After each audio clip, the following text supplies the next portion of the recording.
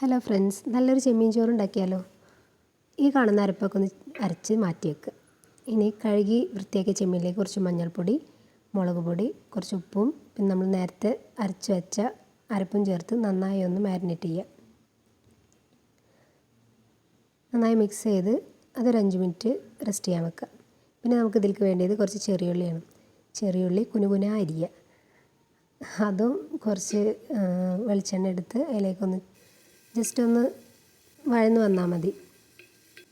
അതിലേക്ക് കുറച്ച് കറിവേപ്പിൻ്റെ ഇലയും നമ്മൾ നേരത്തെ മാറ്റി വെച്ച ചെമ്മീനും ചേർത്ത് നന്നായി മിക്സ് ചെയ്യുക. പണ്ടൊക്കെ ഉമ്മ എനിക്ക് ഉണ്ടാക്കി തന്നിരുന്ന ഒരു ചോറാണ് ഈ ചെമ്മീൻ ചട്ടിച്ചോറ്. ഇത് നല്ല ടേസ്റ്റാണ് കഴിക്കാൻ. ഈ കാണുന്ന വെള്ളം ഒന്ന് വറ്റി വരണം. ഇതൊന്ന് വറ്റി നമ്മൾ ഫ്രൈ രൂപത്തിലേക്ക് വേണം ചെമ്മീനായി വരാൻ. ഫ്രൈ ആയി വന്നു കഴിഞ്ഞാൽ അതിലേക്ക് 2 കപ്പ് ചോറ് ചേർത്ത് ഈ സമയത്ത് നമ്മൾ ചോറിലേക്ക് ആവശ്യമായ ഉപ്പ് ചേർക്കണം കേട്ടോ. നമ്മൾ ആദ്യം ഇട്ട ഉപ്പ് ചെമ്മീനിലേക്ക് മാത്രമുള്ള ഉപ്പായിരുന്നു. അതും ചേർത്ത് നന്നായി മിക്സ് ചെയ്ത് ഒന്ന് ചെറിയ തീയിലിട്ട് വെച്ചൊന്ന് റെഡിയാക്കി എടുക്കുക. എൻ്റെ കുഞ്ഞുമക്കളെ, നല്ല ടേസ്റ്റുള്ളൊരു ചോറാണ്. എന്തായാലും ട്രൈ ചെയ്ത് നോക്കണം. നല്ല ടേസ്റ്റാണ്.